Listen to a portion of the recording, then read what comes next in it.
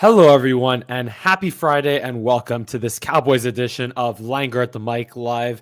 It's been a whole week, more than a week, since the Cowboys last played a game on Thursday against the Tampa Bay Bucks. But today or tonight, we're going to preview their matchup in week 2 against the LA Chargers this coming Sunday, just after 4 o'clock from SoFi Stadium. The first game at SoFi Stadium in front of fans for the LA Chargers.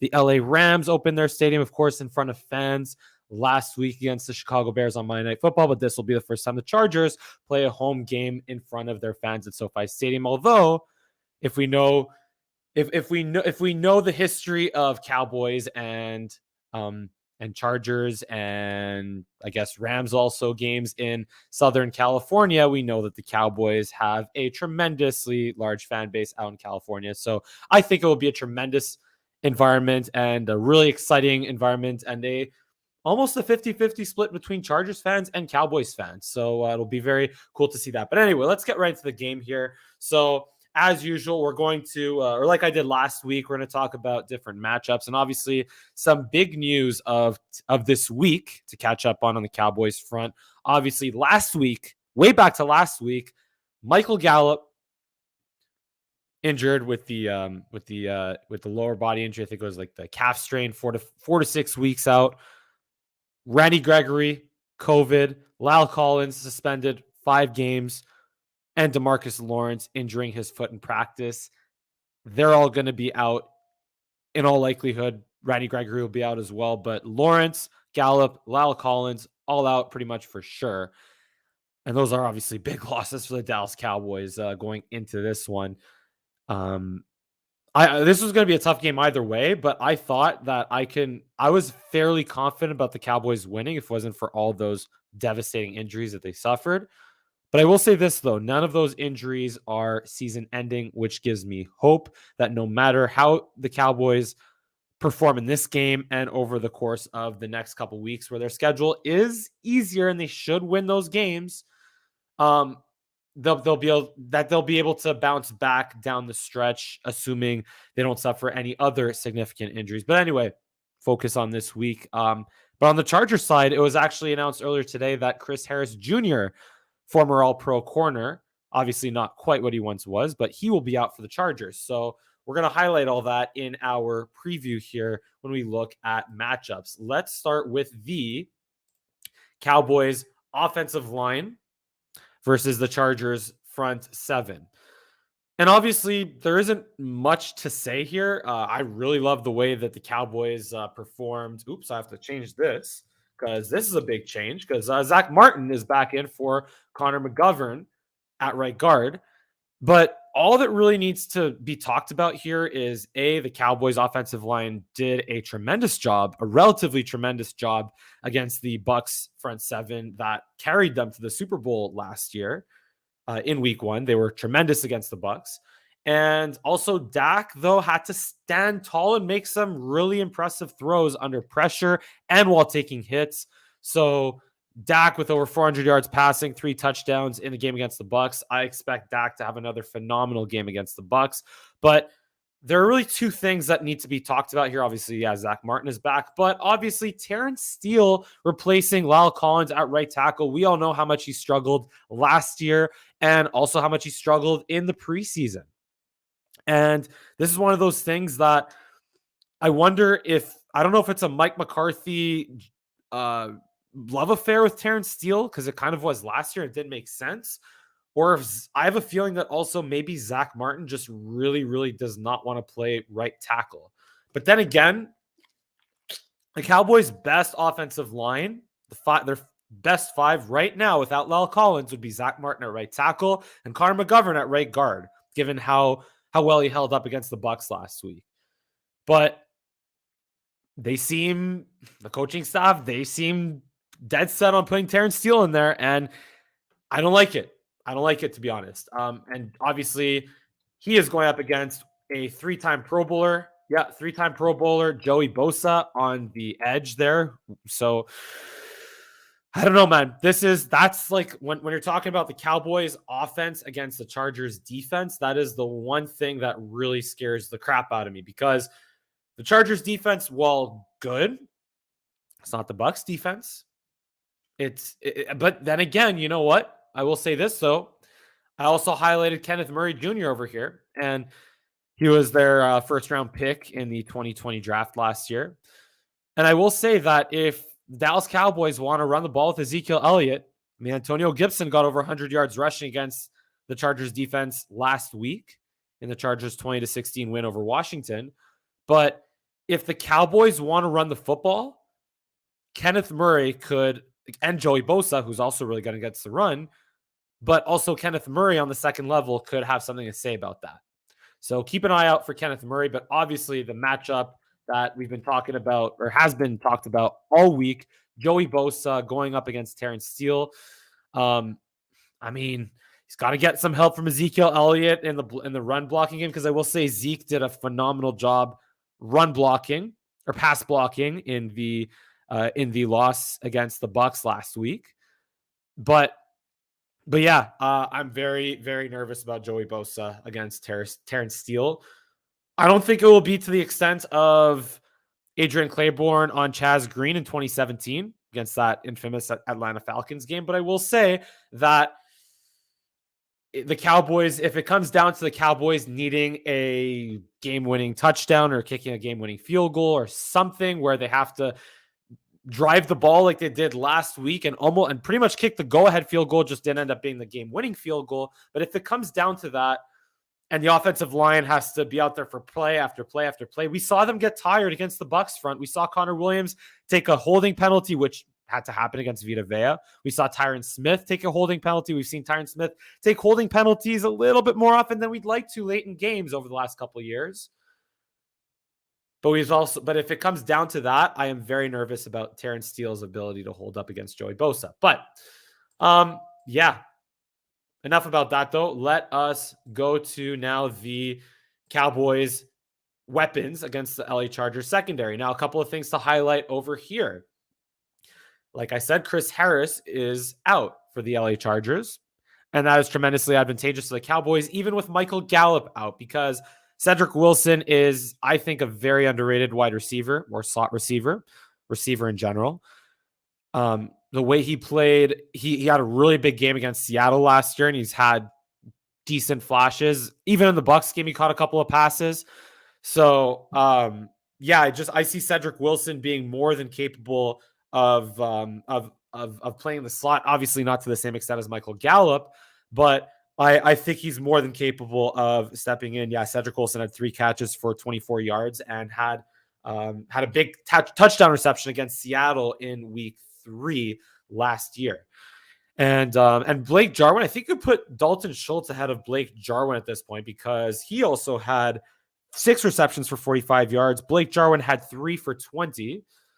But also there was a play where Blake Jarwin sprung free up the seam and Dak could have hit him, but Vita Vea rushed Dak into making his throw a little bit premature, and Dak couldn't quite get his feet set to hit Blake Jarwin down the seam there. But yeah, either way, the only really concerns here that I will say is Derwin James, of course, injured all of last year, but more than capable of just disrupting any game plan on the defensive side from the safety position, one of the best in the NFL.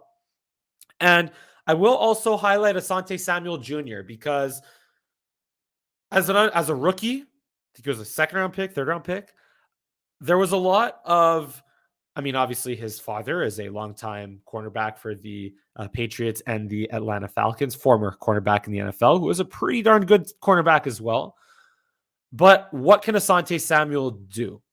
If he's a rookie, like if he plays like a rookie and let's be real. I mean, yeah, Terry McLaurin in Washington was a bit of a handful or challenged at least the Chargers secondary. But if Asante Samuel Jr. could rise to the occasion of playing against Cedric Wilson or potentially CeeDee Lamb or Amari Cooper, if they move into the slot, then that could also be not ideal for the Cowboys on offense. So that's something to look out for. But everything else, I mean, Nasir Adderley's questionable. He might not be able to go, but the Cowboys, just like they did against the Bucs, should be able to pick apart the Chargers defense assuming they keep the ball away from Derwin James and Asante Samuel Jr. if he is showing that he's rising to the occasion.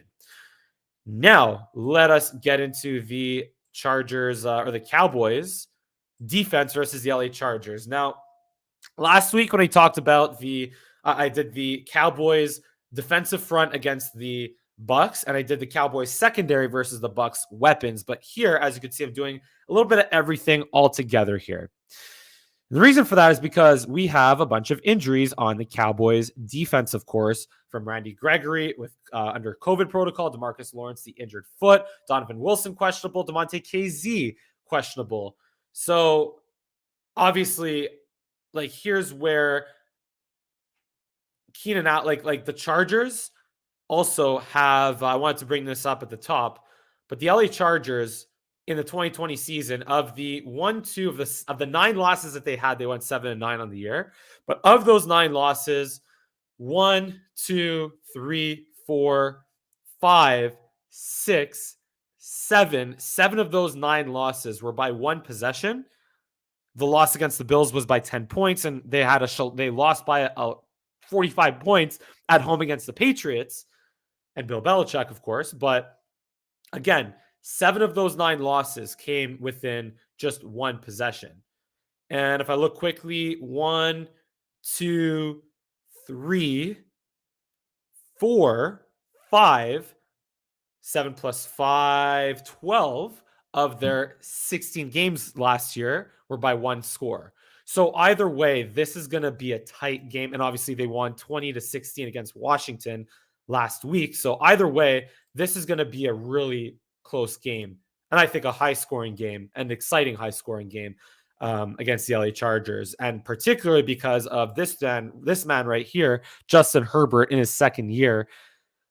He had some rookie moments, like against the Patriots last year, where they lost 45-0 at home. But he is also a dynamic, athletic, tall, up-and-coming, very exciting young quarterback in this league. And if the Bucs, with their weapons, picked apart the Cowboys defense, particularly Anthony Brown, I think the Cowboys are going to have their hands full with Keenan Allen and Mike Williams. And they're a different breed of receiver compared to Chris Godwin and Mike Evans and Antonio Brown. Antonio Brown and Chris Godwin being more shifty, better route runners and all that. Although Keenan Allen is one of the best route runners in the game, of course, but they present a bit more of a size challenge for the Cowboys. So do they put Trayvon Diggs on Keenan Allen, or do they try to play Keenan Allen by committee and put Trayvon Diggs on Mike Williams?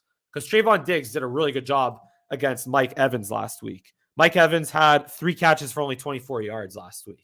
So that's pretty well done by Trayvon Diggs. But then again, obviously, Antonio Brown had the 5 receptions for 121, and Chris Godwin had the 9 receptions for $105, both touchdowns, and Gronk had the 8 catches for 90 yards. So with all the injuries that they have, and obviously Randy Gregory out and DeMarcus Lawrence, on paper right now, Dorrance Armstrong and Terrell Basham are the guys at edge for the Cowboys right now. I have more faith in Dorrance Armstrong than Terrell Basham. And also not David Bakhtiari, Brian Bulaga is out for the Chargers. So that is advantageous for the Cowboys as well. I think it's Storm Norton replacing him at tackle.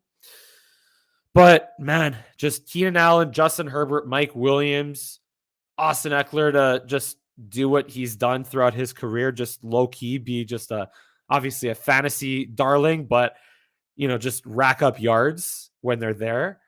I'm nervous about this Chargers offense. I'm really nervous about it. And I would say if they win, it will be because of just Keenan Allen and Mike Williams and Jared Cook just picking apart this Dallas secondary and the Cowboys pass rush not getting to Justin Herbert.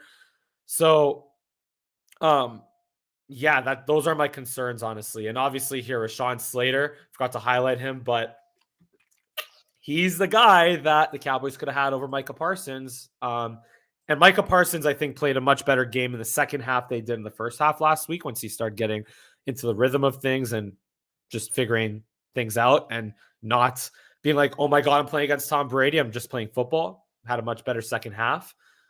And he could again just be a guy that is a difference maker on this defense because that's what he got drafted to be. But yeah, just Anthony Brown, Jordan Lewis in the slot. I mean, I'm not so much Jordan Lewis, but also low-key Jared Cook, still PTSD from when the Cowboys lost to the Packers in the divisional round game in the 2016 season. It was Jared Cook from Aaron Rodgers off a just broken 3rd and 20 or 3rd and 21 or something down the left sideline that set up Mason Crosby's game-winning field goal. But yeah, just the biggest concerns, like I said, Keenan Allen, Mike Williams, and the Cowboys are going to have a hard time getting any pass rush going, I think.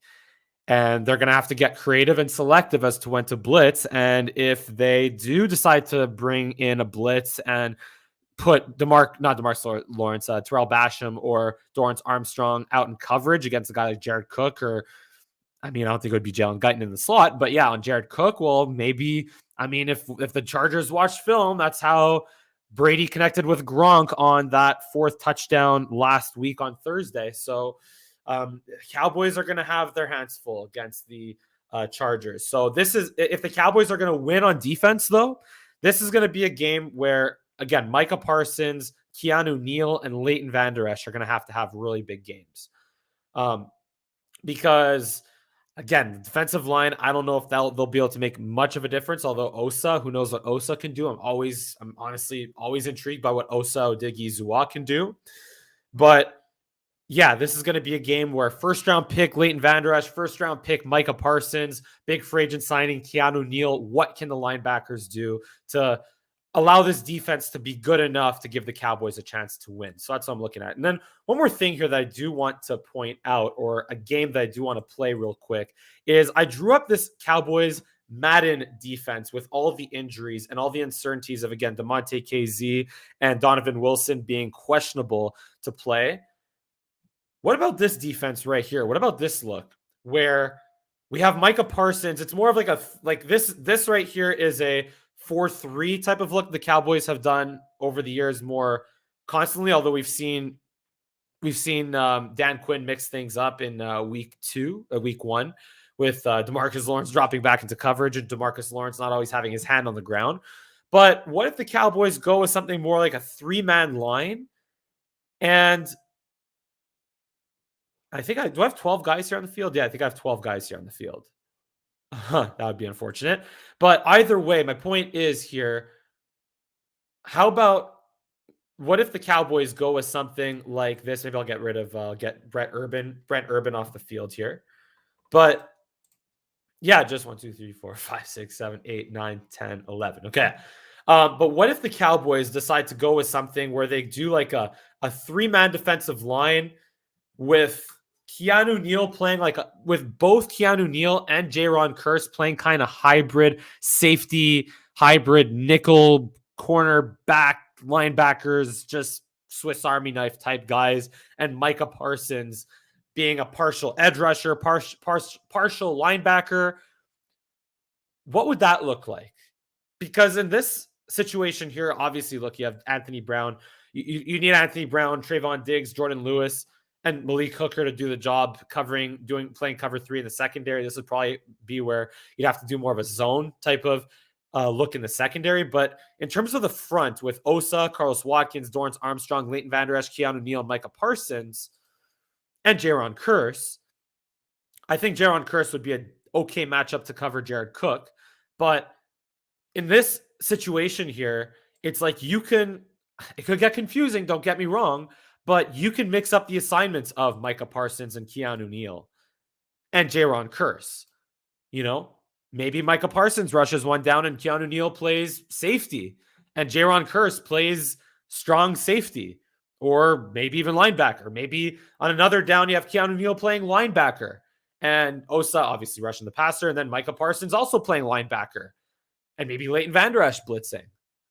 Maybe you have Jaron Kearse blitzing and Keanu Neal playing linebacker, Micah Parsons rushing the passer, So this Madden defense here, I think would give the Cowboys quite a few more options in terms of the way that they can run their defense, and also it might create some confusion amongst themselves like it did last year, but it could also create confusion amongst the Chargers offense, and maybe that could lead to some guys getting home to Justin Herbert, and maybe lead to some turnovers, and maybe we'll see. So that's I guess the Madden defense that I drew up for the Cowboys. But anyway, real quick predictions now.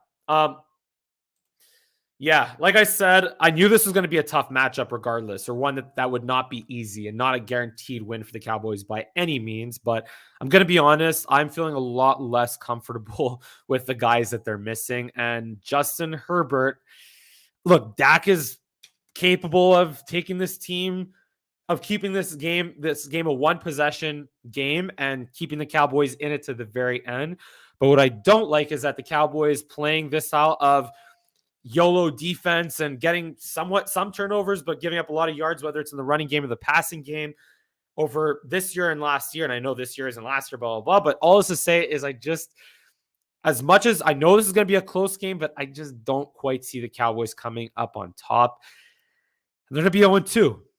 They're going to be 0-2. And I will admit, I am the type of guy that I'm not to say that I'm a pessimist. Like I believe, but I also, when it comes to predictions and gut feelings, I've learned that I'd rather be impressed and have lower expectations and be impressed than high expectations and be disappointed. And plus, the Cowboys play better when they're doubted. So you know what?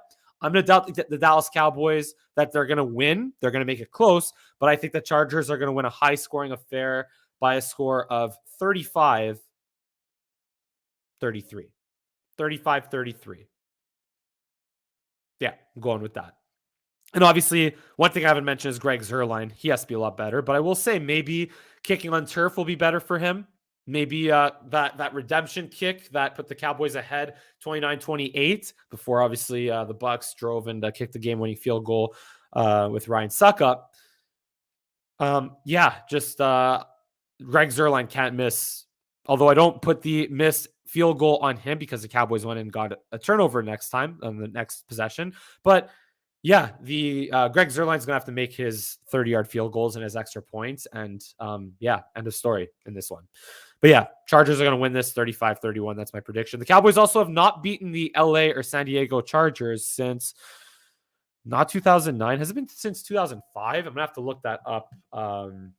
Maybe confirm that after. But anyway, I also want to give my picks real quick for week 1. Let's run through that real quick. For week 2. So Broncos, Jaguars. I'm going Jaguars. And I also predicted Washington football team to win. I know that's retrospective, but I was good on that one. I was I was about 500 in week 1, I think. But anyway, so I'm going Jags here. I'm going Dolphins over Bills. Fins up for Ryan Silver. Great, one of my best friends and a diehard Dolphins fan. But I'm going fins up on that one because Josh Allen, he could rebound this one, but you know what? Miami, I think they could maybe copy the Steelers' blueprint to stop the Josh Allen and the Bills offense. So I'm going Miami in the upset. Cleveland over Houston. Let's go Chicago over Cincy. 49ers over Eagles. Saints over Panthers. LA Rams over Colts. Steelers over Vegas. Patriots over Jets. Cardinals over Vikings. Bucks over Falcons. Seahawks over Titans. And Chiefs over Ravens. And Packers over Lions. And those are my picks for the week express style. But anyway, guys, as usual, thanks for tuning in on this Langer at the Mic live Cowboys preview show. As usual, if you enjoy my commentary, give me a big thumbs up on this video. Subscribe to my channel. Give me a follow on Twitter, Instagram, and TikTok at Mike Langer for all 3. And this has been a Cowboys-Chargers preview here on Langer at the Mic live. Thank you so much for watching. And I look forward to seeing you again next time. Go Cowboys.